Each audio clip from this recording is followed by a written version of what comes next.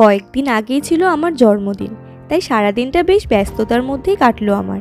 প্রথমেই ছিল বারাসাতের বাড়ির কেক কাটিং, তারপরেই চলে এলাম নিউ ব্যারাকপুর।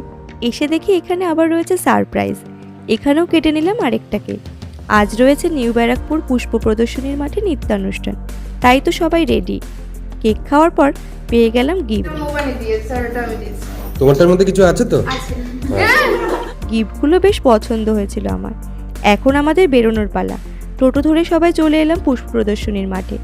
ইনভাইটেশন কাগজ দেখিয়ে প্রবেশ করলাম ভেতরে। কিছুক্ষণ ওয়েট করে পেয়ে গেলাম স্টেজ। ফেসবুক পেজে পুরো নাচটি রয়েছে, অবশ্যই দেখো তোমরা।